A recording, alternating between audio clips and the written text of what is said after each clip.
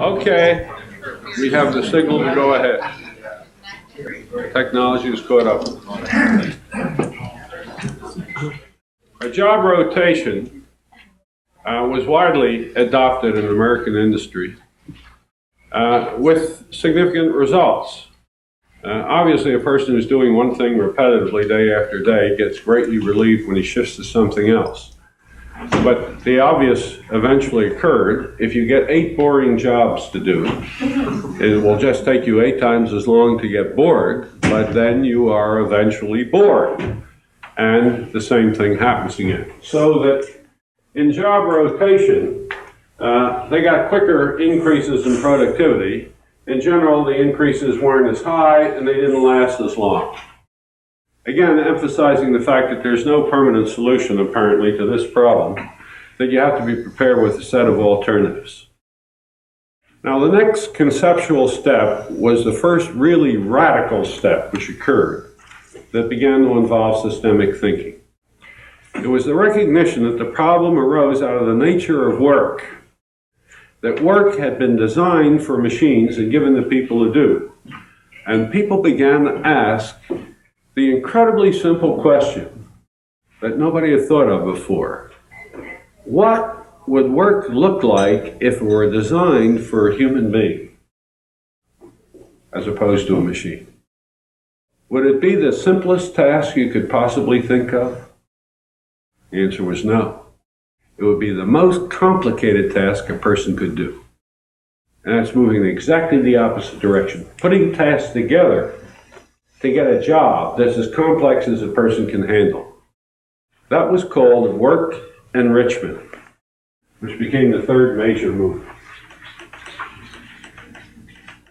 When this hit 10 to 15 years ago, great excitement. For example, the Motorola plant in the Southwest and the Sun Belt, which produced walkie-talkies called the Page Boy, just tore out the plant, the inside of the plant entirely, and rearranged it.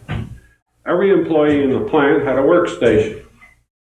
All the parts required to make a walkie-talkie were brought to that station, and the individual employee made the total walkie-talkie. The whole thing.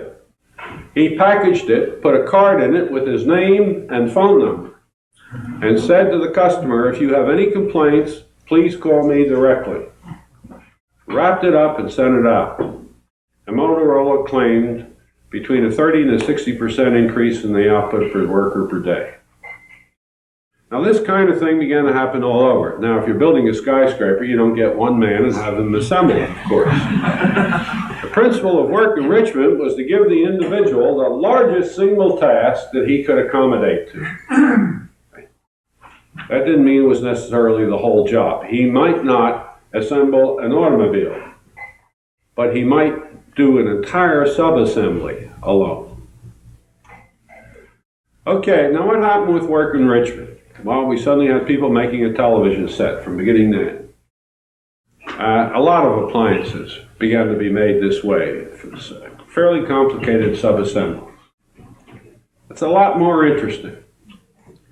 But how long can you go assembling a television set before you get bored? Well, a lot longer than you can by soldering 2 pieces of wire together. But eventually you're going to get bored doing that. And that's exactly what happened. It took longer to get bored. In the meantime, productivity tended to go up further. It eventually leveled off and then became prosaic. Productivity started to get down. Next idea is perfectly obvious. Why don't we combine job rotation and work enrichment? So you get a person doing a real complicated job, and then before he gets bored, you move him to another one. But the trouble is that when you got enriched work, it requires a lot of training before a person can do it. I can't shift you from making a television set to a refrigerator without training, or a radio to a TV set without training. So now the next step which became involved was the requirement, if you're going to rotate enriched jobs, you must bring in career planning and education and training as an integral part of the work plan. So you get combined rotation and enrichment plus personal planning or career planning. Education and training come in as an integral part of the workforce. To an incredible extent, I don't know how many of you saw the article in the New York Times just about 2 weeks ago about the involvement of corporations in education.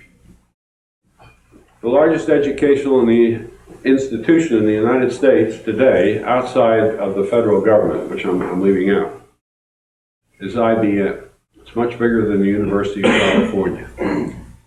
AT&T is bigger in its educational activity than the 8 colleges in the Ivy League. They're having to engage in education and training because of the complexity of the work, and constant technological changes require constant updating of their workforce. Whether it's the selling workforce, the production workforce, the materials handling workforce. So that education and training are demanded for 2 reasons. One is the rapid rate of change in technology, and the other is the rotation of people through different tasks. Well, this can only get you so far too. The next step was the second major radical transformation involving systemic thinking.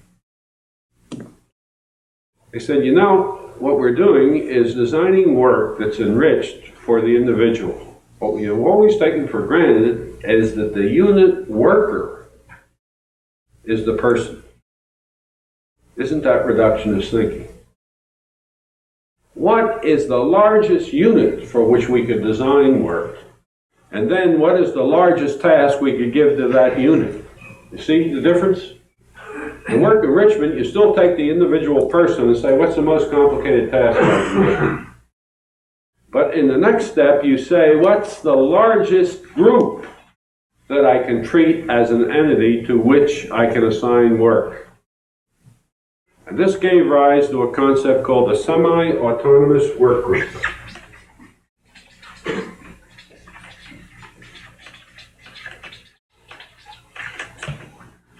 This is a group which is set up. It's given a task as complicated as that group can perform. These groups will be anywhere from 8 to 15 people. And the understanding is now combining concepts from work structuring. All we're going to do is negotiate with that group on what we expect it to put out. How it does it is the group's business, not ours. Management will be available as a resource, called on by the group when the group wants to, after the negotiation of target outputs. But the means of production will be left entirely in the hands of the group. The organization of the group will be left in their hands as well. That's why it's called autonomous. The reason it's semi-autonomous is they do not set the objectives themselves. The objectives are set in negotiation with management. The famous plant built by Volvo, probably the pioneering one, is the automotive plant at Kalmar, in which a whole new factory was designed that has no production lines, no assembly line in it, and yet it makes automobiles. It's built like a honeycomb with a set of workstations with groups of 8 to 15 people, each of which do a very complicated subassembly. How they organize within the group is entirely up to them. They can rotate jobs, enrich jobs, anything they want to do inside those groups. They can negotiate the exchange of people between groups or the exchange of tasks between groups. Anything the 2 groups that agree to that doesn't affect anybody else is fine. And Kalmar is an absolutely unbelievable factory. You don't see things rushing down with people in there operating like Charlie Chaplin. It's an extremely relaxed atmosphere in which you can talk at a normal conversational tone. It's the only automotive factory I've ever seen like that. People are clean and beautiful uniforms, friendly and engaged in conversations with each other. And they turn out 1/3 more automobiles per person than any conventional assembly plant does. It was a radical transformation. Now the next step brings us up to virtually the present, right on top of it. You see what the next step is. We now got the worker in there designing his own work within this group, subject to certain constraints of objectives. Why can't we have him have some say about the output as well as the means, the ends as well as the means. And when we ask that question, what we're saying is, why can't the worker have a say in all decisions which affect him within the system? And that raises the issue of participation, which is the frontier that we're on right now. Now, participation is itself graded in three ways. The most elementary form of participation is communication. And so you'll find in the management literature today a great deal of discussion of communication. We have learned that communication down and communication up and communication across are three different things. And a system which does one thing well will not necessarily do the other two well. I had an interesting experience along these lines. A number of years ago, I urged the CEO of a major corporation to start communicating more effectively with the entire workforce. It was a complicated problem because there were 11 plants spread around the country and a number of sales offices. But he thought this would be a good idea, and so he organized a 2-month tour every year in which he spoke to every employee of the company, 35,000 of them. There would be a meeting that would last at least 2 hours, in which he'd come in shirt sleeves and no tie. For each shift in the plant, it was a 3-shift operation. And give them a State of the Union talk. And then for at least an hour, throw the floor open for questions or discussion or objections, like a stockholder meeting, but with the employees. It was extremely well received. A lot of praise for his spending his time doing that kind of thing, and it showed in increased productivity. I got a call from him one day, the day after a major strike had been called on that company. He said, the conversation went like this. He said, "God damn you." He said, "I just came back from a 2-month tour of this place. I spoke to every worker that we employ. I wasn't back a week when they called a national strike on me on an issue that was never raised in any of those meetings." How do you explain that? Well, how would you explain that? I said, because you've organized those meetings to enable you to communicate to the worker, not to enable the worker to communicate to you. He said, "What do you mean? I throw the floor open for a discussion." I said, their expectation of what you expect from them is very different than what would happen if you asked them to organize a meeting in which you were in the audience. If you want to know what they think, you let them organize the meeting. You don't organize it for them. Well, he later organized meetings that way, where the workers call a meeting and invite whatever management they want. And I can tell you, those are entirely different meetings than the meeting the manager calls to communicate to the workers. In the university, the meetings we call of our students to communicate to them are entirely different than the meetings the students call to communicate to us. So we've begun to learn that communication has multiple dimensions. And in a sense, this meeting has certain communication objectives that we'll talk about as we get ready for tomorrow. Now, communication is the weakest form of participation. The next highest form is consultation.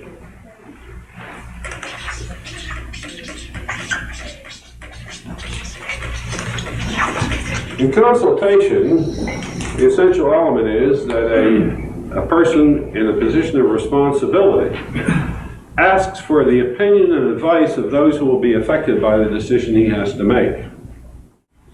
He's not bound in any way to follow it. But what normally will occur is, after having gotten the advice, if he doesn't follow it, he will explain why he did it. This presumably will educate the person to provide him with advice. If it fails, it will educate the person who didn't take the advice. But consulting is exactly what it says. You consult with somebody, you don't give them the responsibility for making the decision. That still stays with the person who had the responsibility originally. There's been an increased amount of consultation as we begin to realize that increasingly we have managers supervising people who know more about what they're doing than the manager does. There are very few corporate executives, for example, who will go into a computer programmer and tell them how to program a program. Most managers don't know enough about computers to tell a programmer how to do his work. And therefore, the programmer can tell the manager a hell of a lot more about how that job ought to be done and what equipment ought to be had and how it ought to be organized than the manager can. And so it's been natural to increase consultation as the special knowledge and skills of subordinates have increased and have gradually exceeded that knowledge and skill of the manager. That doesn't mean the manager doesn't know things they don't know. But he doesn't know things which he needs to know in order to supervise them effectively, and therefore he can't supervise them unless he consults with them. Let me give you a very simple example. About 2 years ago, we started a project at Alcoa, Tennessee, which is the largest installation in the Alcoa system. It's a flat rolling operation in which there's a big smelter and 2 flat rolling mills that employ 4,200 people and about 15 smaller supporting plants. It's a huge installation. It's also a very old one. Without going into detail of the changes that occurred of this kind, I just want to tell you about one incident. We started a system relating to consultation with workers. After the first meeting in the pot room, which is one of the critical rooms in the rolling mill, a critical area in the plant, 2 workers did something in 15 minutes, which saved the company over $2.5 million a year. And what they did was this. The aluminum comes off the end of a rolling mill in a big coil. It can be up to 5 feet high, and it will weigh a tremendous amount. Now, it normally comes off the end of the line, and it's located, standing up, it's just a cylinder, wrapped around, located on the floor until a forklift truck comes over, picks it up, and takes it over to the storage area.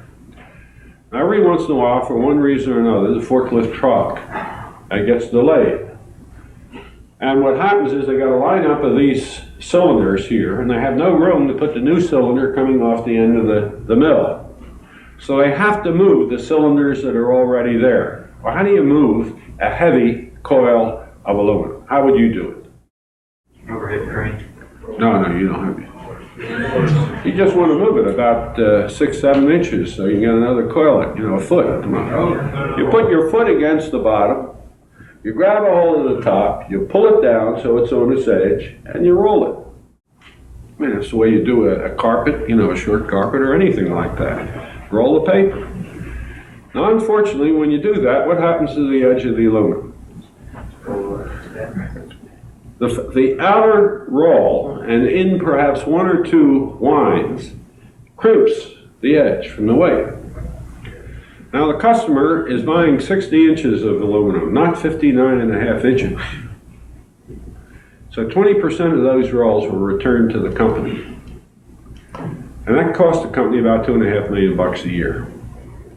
Now, what these 2 workers did when consultation began is they went out to the shipping room and got heavy felted paper, which is used to wrap the aluminum on a ship, put down 4 layers on the floor. That's all they did. And now when you rolled aluminum over 4 layers of paper, it didn't crimp the edge.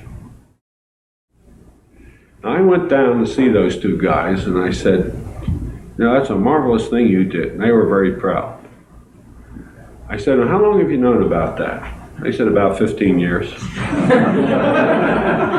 said, well, how come you never said anything about it? He said, because those bastards thought they knew everything, and we weren't going to spoil their impression of themselves. Last week was the first time they ever asked us a question. So we told them. I said, maybe they'll think twice from here on. Okay, that's a reflection of what happens in consultation. The dignity and self-respect is tremendously increased when people are consulted in this way. The final step, and that's the one we're going to really focus on in here, is something called co-determination.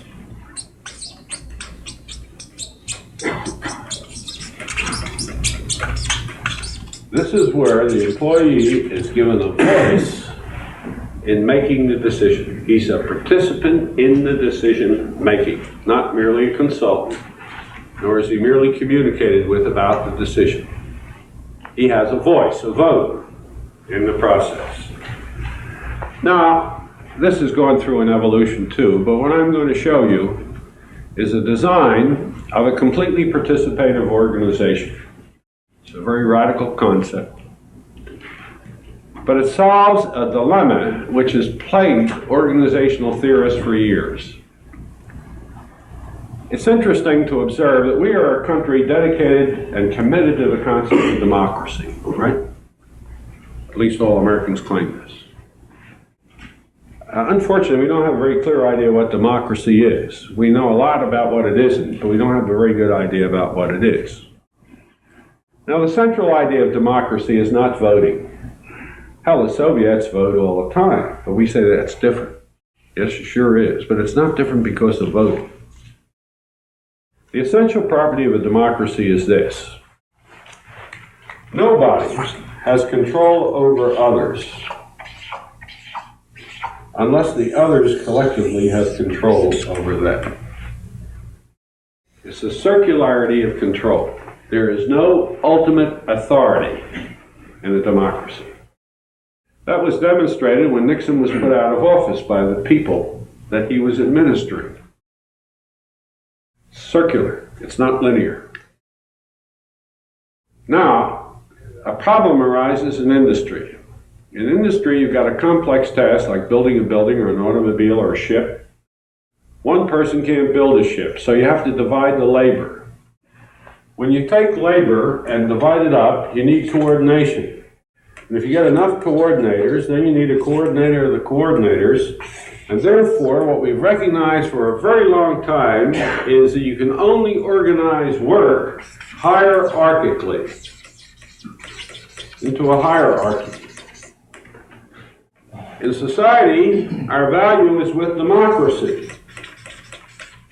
How the hell can you produce a democratic hierarchy? Well, we saw no way of doing it. We had to go one way or the other, so what do?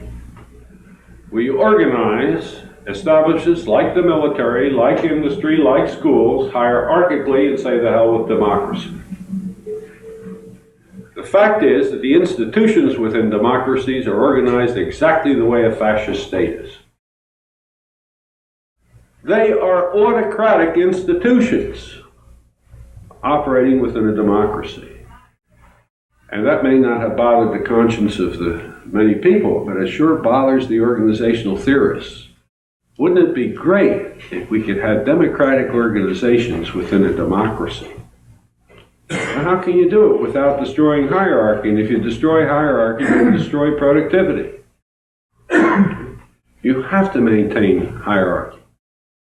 How can you get a democratic hierarchy? Well, we didn't see any way. We said it was impossible. That's a dilemma. Remember what I said about a dilemma? It's a problem you can't solve within the prevailing view of the world. That's exactly right here. We couldn't solve this until we made a break with the fundamental assumption we were making. And the assumption is incredibly simple. Suppose I took six of you, the six of you at that table, and said, I would like you six to go off next door and redesign the organization of CNET. Okay? Now, I've arranged in advance, there's a table and chairs in there, but no paper, no pencils, no nothing in the room, only a table and chairs, okay? And now you go in there and you start. I'll bet you it won't take 2 minutes before you come out and ask for something. What will you ask for? Paper and pencil, or a chart, or a blackboard. Why? Because we are absolutely incapable of talking about organizational structure without having a surface on which to draw it. First thing you gotta do is start to draw boxes, right?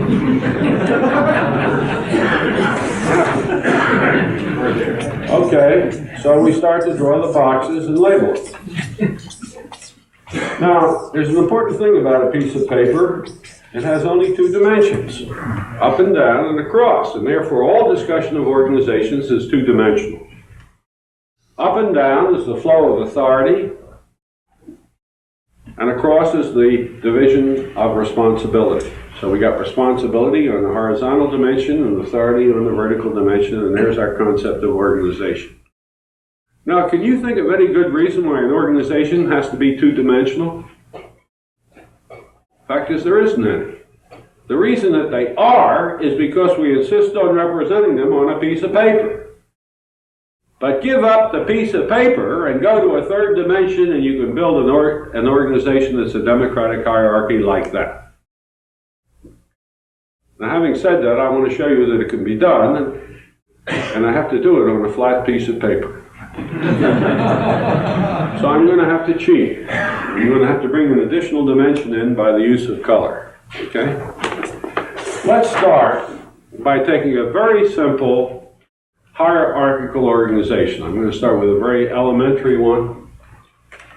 Takes 3 levels. We'll have 3 units at each level.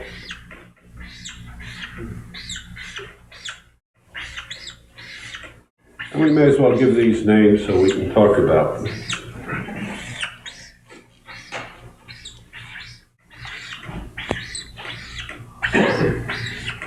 To preserve the concept of hierarchy, we're going to call him number 1. And to designate reporting relationships, I'll call him 1.1, 1.2, and 1.3. Okay? And these 3 are 1.1.1 and 1.1.2 and 1.1.3. And of course the organization goes on, but I only need this part to show it, okay? Here's a very elementary organization. Now we got workers in here, and let's keep it simple. These are managers without staff. We got the workers down here who are part of these units.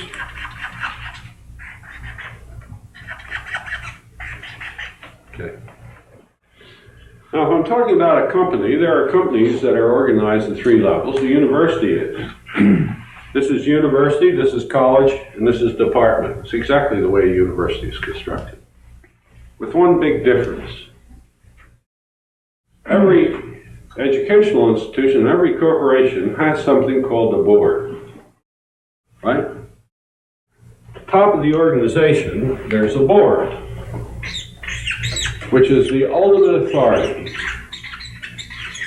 The number 1 man is normally the CEO, the Chief Executive Officer, and Chairman of the board.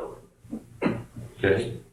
So he's a member of this board, and then there are a number of outsiders who serve on that board as well. Now, there's an interesting thing about boards in the corporate world. I don't know of any aspect of a corporation which has not been called into question for its effectiveness, except the board. I don't know of a single authority that has ever raised the possibility of eliminating the corporate board. It's a good thing. That doesn't mean that every board is a good thing. But the concept, the idea of a board is absolutely essential. It's recognized to be valuable to a corporation. If it isn't, it's because they put stupid people on it. But the idea, there's nothing wrong with the board. Now, I want to raise a conjecture. If the board is such a marvelous idea for the CEO, why isn't it a very good idea for every manager? So let's start by giving every manager a board.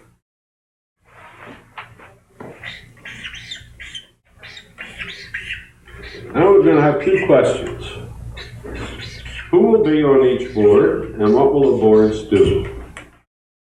Well, let's not worry about what they do initially. Let's talk about who will be on them, and let's focus on this middle manager for the moment and see how we might handle him.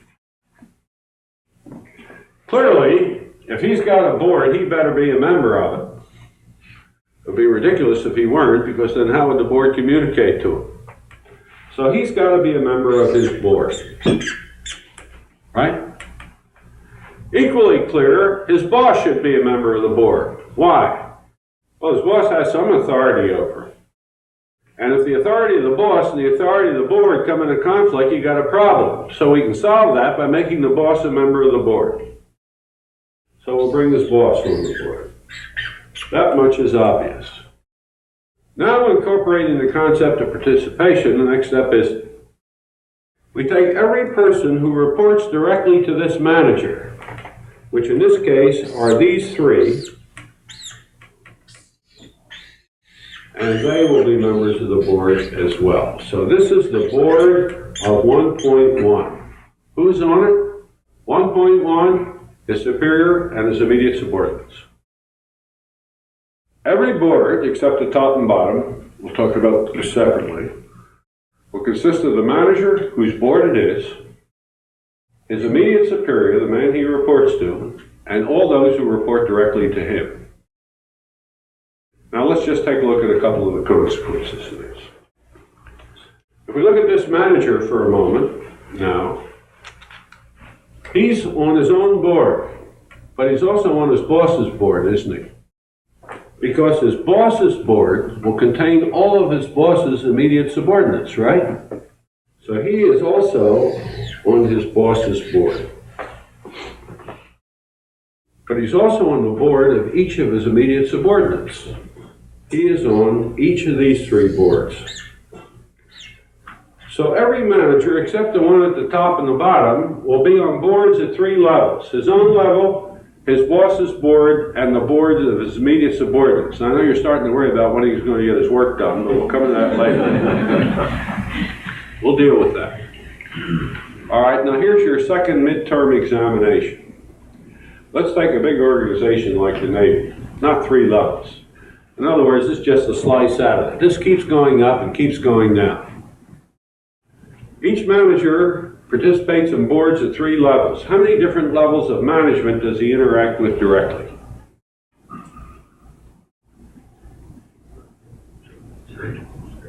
Five. Right. Who said 5? How'd you get it? Well, he's got another one up above that he sort of reacts with because that guy sits over there with him. Right. In the boss's board, he's got his boss and his boss's boss, 2 levels above him, plus all the people on his own level, right? In the subordinates board, he's got what? One down below. Subordinate and a subordinate subordinates. So every manager is interacting directly with all the managers at his level, the 2 levels above, right? And the 2 levels below. Now take the highest man in that, okay? His boss's boss, right? So this guy is interacting with his boss's boss. How many levels above that is his boss's boss interacting with? 2. And therefore, this guy has access through this interaction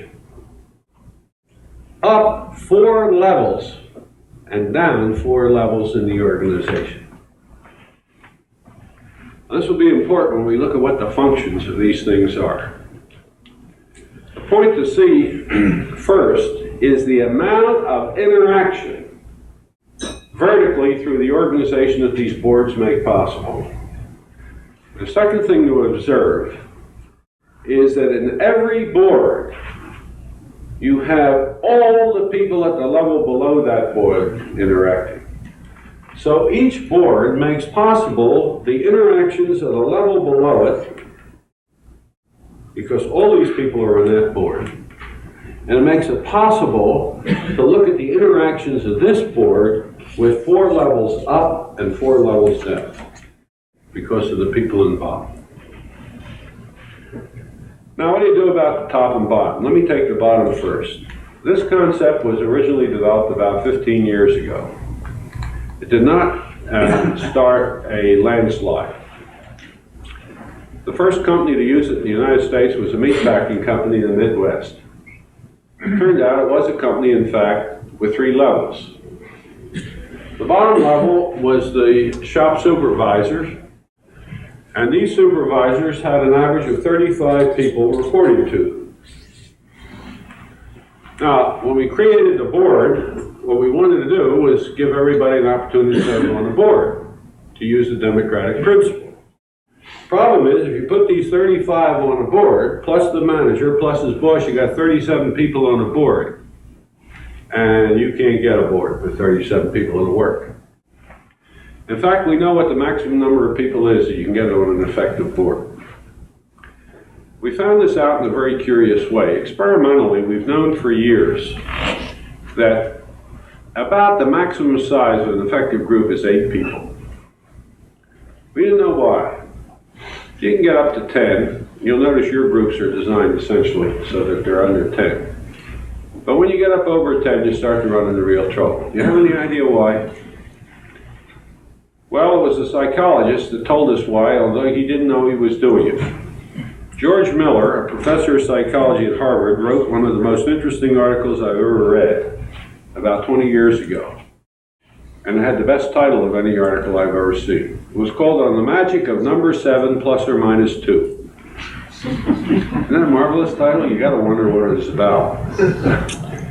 What it was about was this. Miller asked, how many different things can you think of at the same time? How many distinct things can you hold in your mind simultaneously?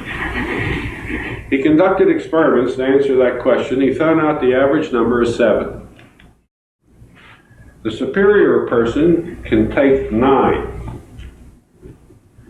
The inferior person can only take 5. All right, take the average, 7. Now I want to create a group that's highly interactive. The social psychologist will tell you that you can only interact with people that you treat as individuals. Right? How many people can you simultaneously treat as individuals? For the average person, it's 7. 7 plus yourself is what? 8. So ideally, on the average, nobody ought to have more than 7 people reporting to him, because that's the maximum number he can deal with and treat as distinct. Now, if you're a manager of a region for McDonald's, where every McDonald's store is exactly the same, you don't have this constraint, because there's no point of thinking them individually. It's only where each one is doing something different. Therefore, what we would like to have is a board of no more than 10 up here. So we said, okay, the way we'll do it is as follows. We'll get these workers to elect 6 representatives. There will be 6 of them on the board, the manager and his boss. That'll give us an 8-man board. And we did that. Within a month, all 6 of the worker representatives who have been elected resigned. Can you guess why? Well, they were very open about it. They said the managers treat us as though we're dogs, and the workers treat us as though we're managers. We're caught in a no man's land. We don't know what the hell we are. We just assume be back with the boys. This is all nonsense anyhow. And then we realized what a terrible mistake we had made. So we went back to the drawing board, and this was just about the time that the concept of the semi-autonomous work group.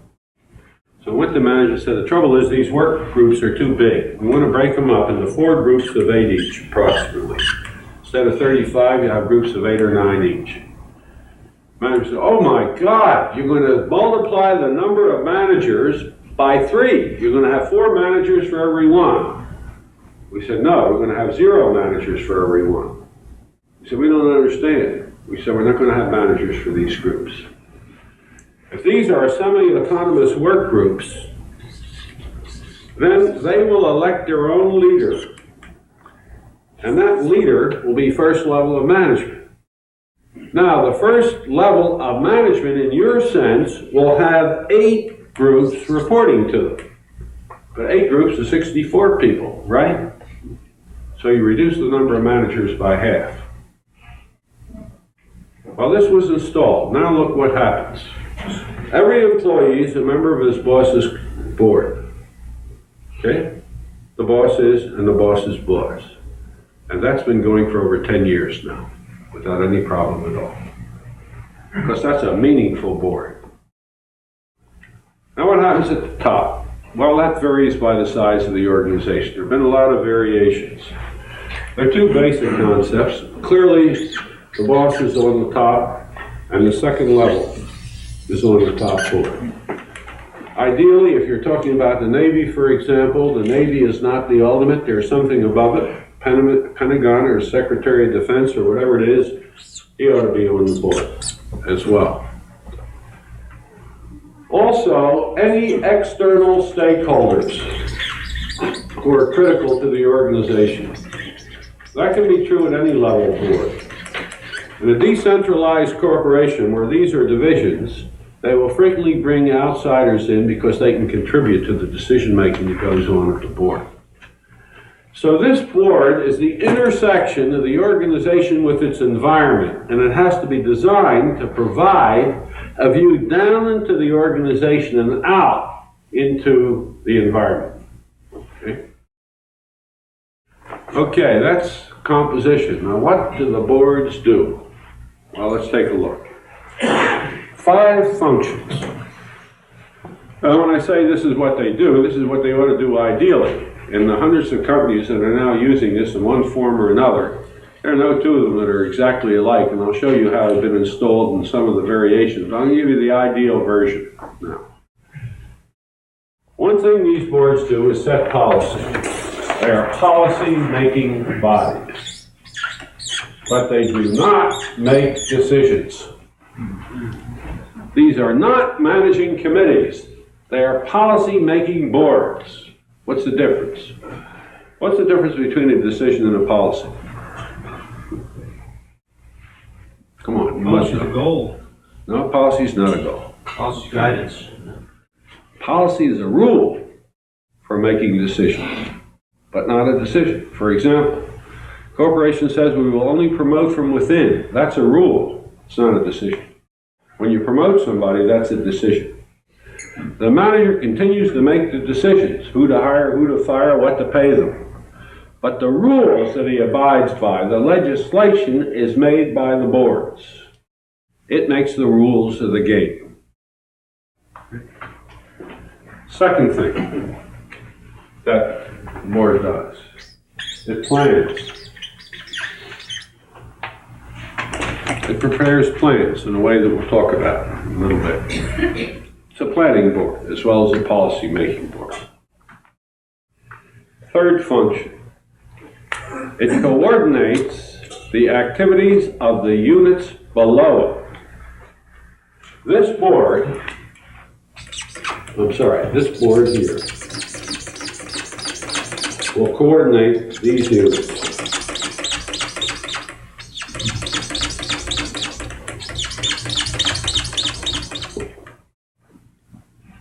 Now, who's the majority of that board? The heads of these units, right?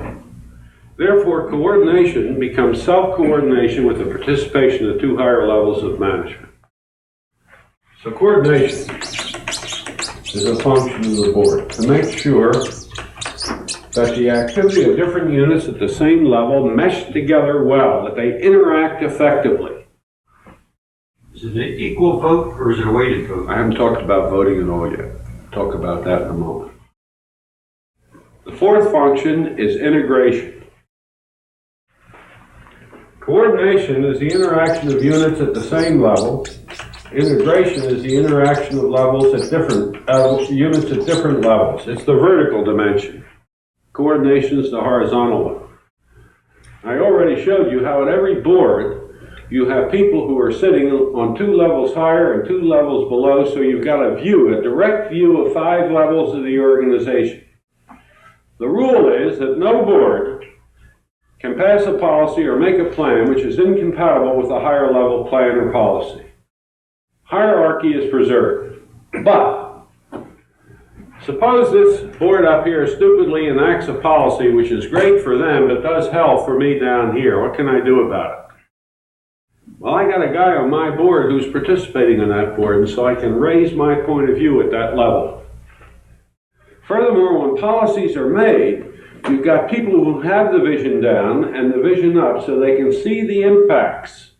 And therefore, they take the vertical impacts into account. You know, the administrators in my university absolutely never think at all about the impact of what they do on the department. Because there's no way, they couldn't be that stupid, you know. It just has to be neglect, not stupidity. They just don't think about the effects of what they do down at the departmental level. Why? Because there aren't any departmental people up there. But that couldn't happen in here. Because there would be departmental people there and they're calling to their attention what those impacts are. Now it's the fifth one that really makes everybody's hair stand on end. So I'll warn you about this in advance. It's the one which has been used in the smallest percentage of the case. All of these four are very commonly in these boards. It's the fifth one that makes most people say, well, I won't do it if I got to do the fifth one. If I can do it without that one, we'll do it. Okay. The board has a responsibility for evaluating the performance of the manager who reports to it. Now let's see what that means. This board evaluates the performance of that manager. He cannot hold that job without the approval of his board. Now, the board cannot fire him, but the board controls the position, not the person.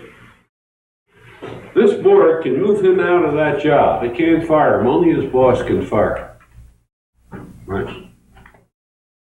Therefore, he can only hold his job if he's got the approval of his boss, because his boss can get rid of him, and the approval of his board. But who's the majority of this board? It's subordinates. And therefore, in this system, no man can hold a position of authority without the approval of those that he exercises authority over. And that's what democracy is. Now, it's fascinating to watch how frightened people are of it. If that's democracy, they say we don't want it. In fact, it's quite common. It's been happened many times when I present this to corporate executives. They say that's communism. Isn't it fascinating how we now identify democracy with communism? It has nothing to do with communism. Communism has to do with who owns the means of production, not how you govern. Democracy has nothing to do with who owns the means of production. You can have a democratic communism and an undemocratic communism. You can have a democratic capitalism and an undemocratic capitalism. They're entirely different concepts. Democracy and capitalism have nothing necessarily to connect them. It's a separate decision. But in this type of an organization, everybody is as responsible to the parts of the system he runs as he is to the larger system of which he's a part. You see that? The board is the instrument for the system's view of the organization. Okay, now let's just take up a couple of the issues that arise with regard to it. How are we doing? I've got to check my schedule here. Can we break at 12:15? About 15 minutes. Let me first take up the obvious question on time. When the hell do they ever get their work done? If a manager's got 8 subordinates, that's 8 boards, plus his own board, plus his boss's board is 10 boards. Now, to answer that question, I want to tell you a story. The chief executive of the company that first employed these boards, a man by the name of John Cry. This was the Cry Meatpacking Company, which later was bought by another company. That company had lost money for 11 consecutive years. It was a family-owned business, but it was the 4th largest meat packer in the United States at the time. In the first year in which they operated with a circular organization, and that's what this is called, a circular organization or a democratic hierarchy, they made money, and a lot of money. Now, it wasn't just because of this, that would be foolish. Conditions were right, but they never would have been able to exploit those conditions with their old organization. So old John got very excited, and he went around all over town bragging about this new organizational structure and what miracles it performed. As a result of this, he was invited by the local club of CEOs, the city in which they operated, had such a club, to make a presentation. That scared the pants off. He didn't mind talking about it informally, but he didn't want to give a formal talk, and they pressed him, and he finally agreed on the condition that the university consultants who had helped him do this would be able to be present to handle any questions he couldn't handle. They agreed to that. Well, John was really upset about this thing, so he insisted we come and put him through some rehearsals. And what we had to rehearse is his answer to questions which would come from the floor. And we said to him, the first question you're going to be asked, John, is when you have time to get your work done. And so we then primed him for this. And sure enough, when he made the presentation, the first question he was asked was, when are you going to get your work done? Let me tell you what he answered. Of course, he'd been programmed for all this. He said, I'm going to answer you in two ways. He said, I'll explain the difference after I'm done. He said, first of all, how often does a board meet? He says, none of our boards meet for more than 4 hours a month. He says, some boards meet only once a quarter, like the corporate board does. But he says, let's take the maximum, 4 hours a month. If I'm on 10 boards, that's 40 hours a month, right? He says, now, if I only worked a 40-hour week, and we know that in the United States, on the average, managers work 57 hours, but let me cut it down to 40. That's 160 hours, and therefore the boards would take up no more, at the absolute limit, than 25% of my time. Now, he said, there have been a number of studies done year after year on how managers spend their time. He said, what do you think is the largest percentage of time managers have ever been observed to spend in managing? You want to guess at that number? You're going to be shocked at this one. 17%. Managers do not manage for more than 17% of their time. The other things may be important and useful, but it's not managing. They manage only about 17%. He said, let me take the maximum. Okay? So I add those two together, it's 42%. He said, you see, you asked me the wrong question. He said, the real question is, what the hell am I doing with the rest of my time?